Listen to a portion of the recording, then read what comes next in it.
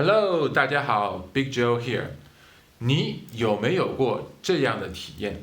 你会发现有人比你优秀的多，然后你一和他对比，就觉得怎么样呀？自惭形秽，就觉得自己这也不行，那也不行，然后就觉得自己非常的痛苦，非常的难过。如果你有的话，那我很高兴的告诉你，你不是一个人，因为我也有过。所以今天呢，就给大家分享我的故事，以及呢，我是如何走出这样的想法，让我自己呢怎么样啊，尽量不去和别人比较的这样的三个原因。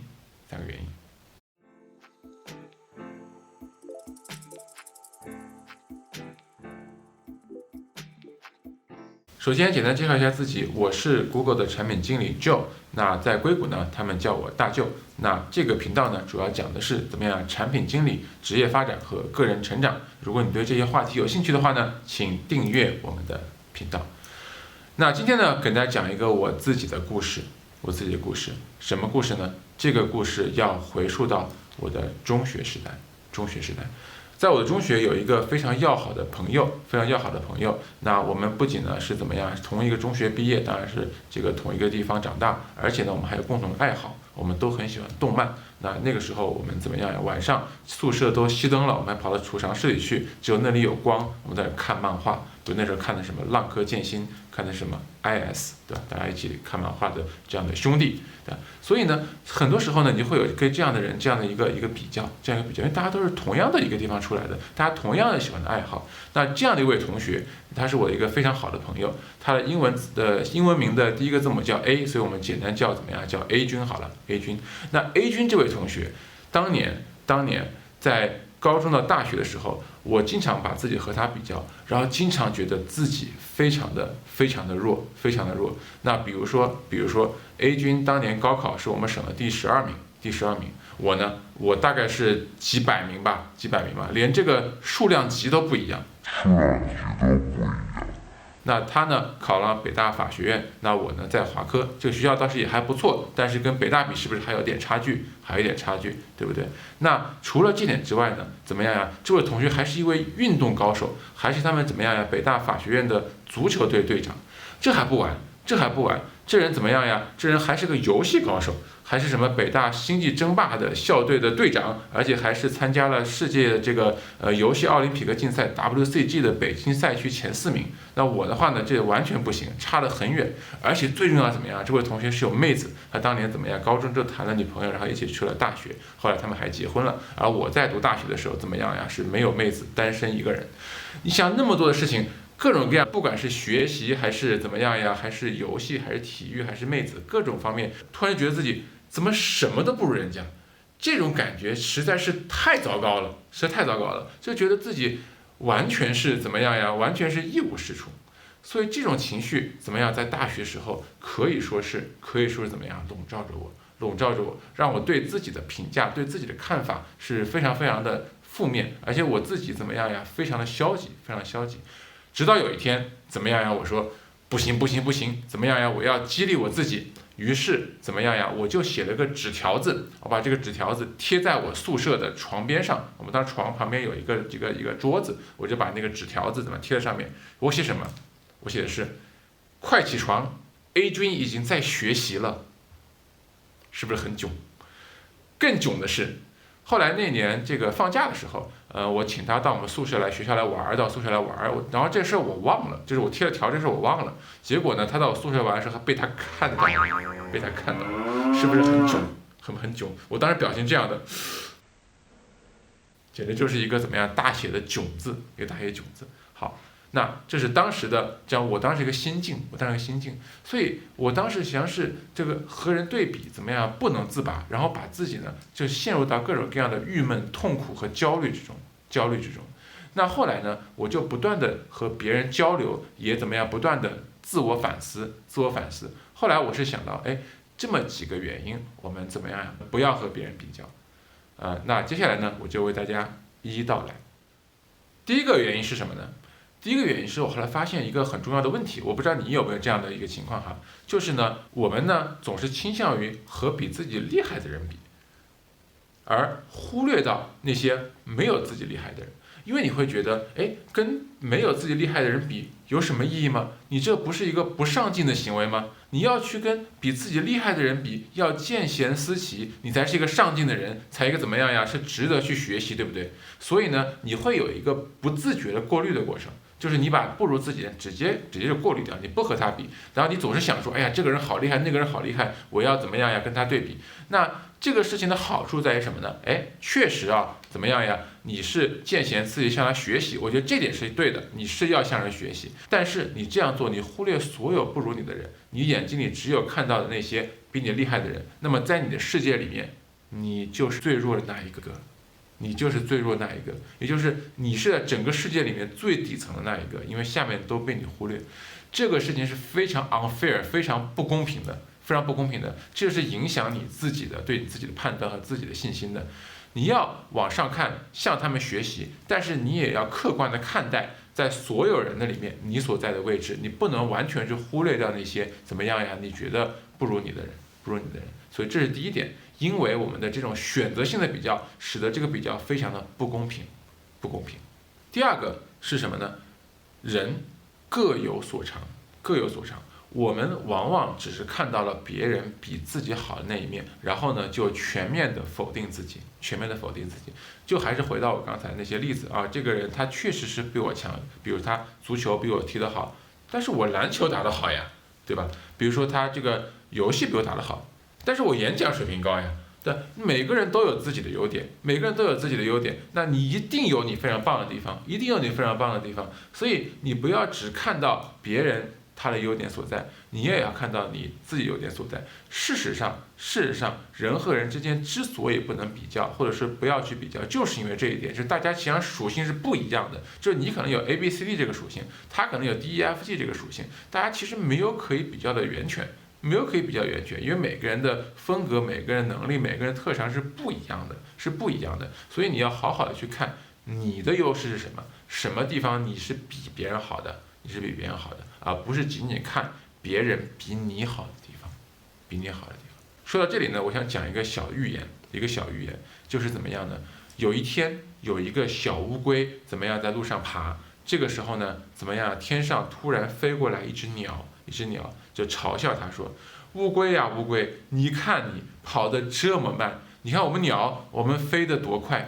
那这个时候，如果你是乌龟，你要是想说，哎，我跟人比速度，你说我是乌龟，我比速度，我怎么跟你们鸟比，对吧？当然比不过了。那这个乌龟它就很有智慧，他说我不跟你比速度，咱们比谁活得长，嘿嘿嘿嘿，对吧？那乌龟对吧？它速度虽然不快，但是它长寿呀。对不对？所以它有它的优势所在，所以我们也要怎么样呀？看到我们自己的优势，第三点是什么呢？和人比较这件事情是一个没有极限的，我认为是一个 unsolvable problem，就是一个不能被解决的问题。为什么呢？就是经过我这么多年的我自己的这样的一个提升吧，一个不断的一个探索，不断的一个向上这样一个自我提升的这样一个过程，我走过了非常多的这样一个路径。就比如说我本来只是一个中二的少年，对吧？后来我去华科读本科，读北大念硕士，然后后来又去了美国的这个不错的一个 MBA 的学校，然后后来去了 Google 这个地方做产品经理，对吧？那你要知道，我每一步见到的人，我都觉得他们是大神，但是呢，我后来就发现，哎。这个天外有天，人外有人啊，那真的是这样。那别人对我也这么看。就比如说，我当年去北大读研究生的时候，别人说大神，我心想我大神个鬼呀！我在北大是学渣呀，是这个成绩很差的那种啊。那真正的大神，那在天上飞，你看都看不到啊，对吧？那后来我去了 Google 做产品经理，别人说在 Google 产品经理大神，我想大神什么呀 ？Google 里面大神的这个产品经理多了去了，那比我厉害的不知道哪里去了，多了去了，对吧？那这算什么，对不对？所以呢，人外有人，天外有天。而且这里面有一个很有意思的话题，现在可以插入一下，就是你会发现在一些非常顶尖的地方，人和人之间的差距啊，不是那种大家水平差不多的，而是叫什么呀？叫做上不封顶。就比如说，如果你是一个一般的大学或者一般的公司，你会发现大家水平可能就大概都是这么个水平。如果你去什么北大、清华啊、什么 Google 啊、硅谷这种地方，你会发现人和人之间差距是巨大的，因为它这个上面是没有顶的，所以你要是总是去想这样的话呢，你会觉得这个人和人之间怎么样呀？你每一次说，哎，我要怎么样呀？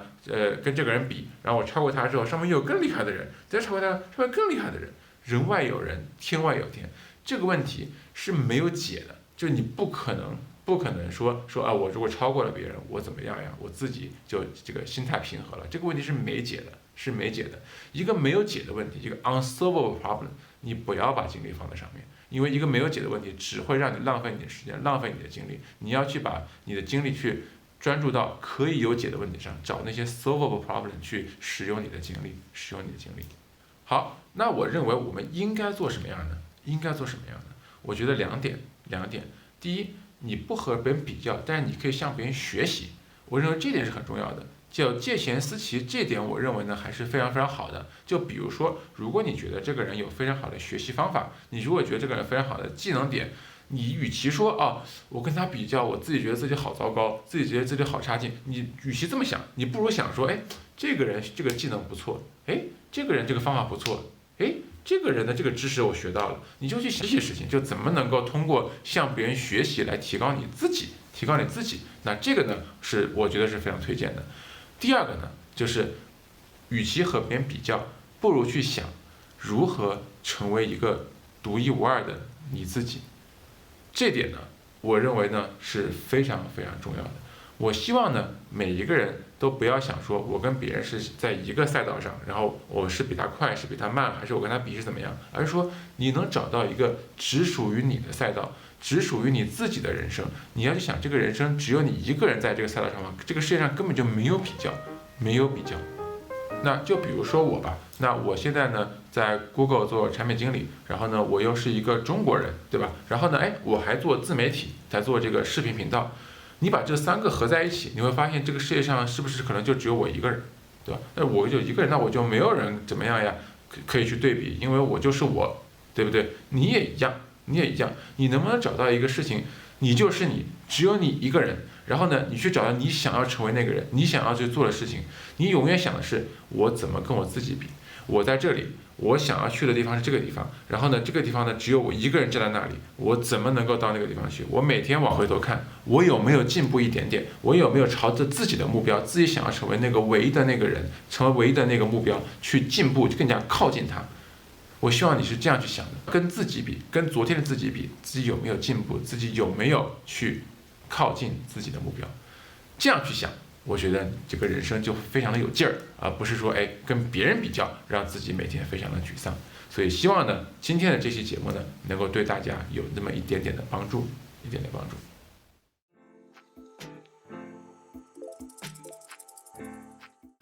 想听大舅讲下跟美国同事社交相处的 tips， 可能因为语言文化原因，多多少少会与中国同事相处不一样。那么有什么样的建议呢？这个问题我不敢说我做的是非常完美的，所以如果你有什么想法，你有什么的这个经验分享，请在留言区告诉我们。那我在这里呢，就简单的跟大家讲讲我的一些想法。第一个呢，就是尽量去注意到不同人的一些属性，以及呢这个跟这些属性挂钩的一些信息。这是什么意思呢？这个其实不管中国外国其实是一样的哈。就比如说，你经常会聊了，你是哪里人呢？你从哪里来呀？你们那里是什么样子啊？比如说，如果你知道对方有什么运动球队，对吧？或者说别人有这个地方有什么特色，都可以跟人聊，跟人这样一个沟通。就比如说，如果你去看一个这个美剧叫什么《生活大爆炸》，叫 The Big Bang Theory。对，你要知道这个片子，你就知道这个片子它其实是在模拟美国加州的一个学校叫加州理工 Caltech， 对吧？所以我现在凡是遇到 Caltech 的人，我都会说，这个《生活大爆炸》在你那儿拍的是吧？或者你们讲的你们那儿的故事，对吧？对，所以我凡是聊到 Caltech 的人，我都会说这个事儿，对吧？如果现在是我遇到一个加拿大同学，对吧？加拿大同学，你们最近那多伦多猛龙队怎么样？拿了 NBA 冠军啊！给力，对吧？就是你想到他的一些背景，以及这个背景能给你带来的知识，这样就可以帮助你和他们做这样一个社交。这个是我觉得是很重要的一点。第二点就是我会发现啊，其实蛮多的文化这个事情啊，还真是一个全球性的事情，不是只是真的有很大的区别性。你去寻找一下，其实是有可能你们虽然是来自不同的国家，但是还是能够有共同的纽带。就比如说，挺意外的哈，挺意外的。我发现就是美国同事或者美国人里面蛮多人看动漫的。我前段时间跟朋友就是同事吃饭，对吧？他们说看嘛，我说看这个《进击的巨人》的《Attack on Titan》，他说很多人我也看，很多人看。然后后来还聊什么钢炼，对吧？钢之炼金术师 Full Metal Alchemist 很多人看。所以这个很多时候文化这种事情呢，也真的不一定有那么大的分界线，你也是可以有很多的话题可以跟别人一起谈的。只要你的怎么样，你有很多的爱好，然后你有你喜欢的东西，这样大家还是有很多的能够找到怎么样共同点。就比如说怎么样呀？可能大家看这个视频都很想给他点赞，对不对？所以千万不要怎么样呀，停下来，赶紧啪啪啪给我点赞。好，那今天的节目呢，我们就分享到这里。那如果你喜欢这个节目呢，请点赞，并且把它分享给其他有帮助的人。那么有问题呢，欢迎呢到这个留言区来留言，也欢迎订阅我们的节目，不要错过我们未来的分享。好，那我们节目今天就到这里了，我们下次再见，拜拜。